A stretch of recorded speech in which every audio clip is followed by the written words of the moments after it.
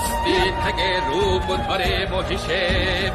এবার দেবী বধ করতে উদ্যত হলেন মহিষকে ভয়াল আক্রোশে।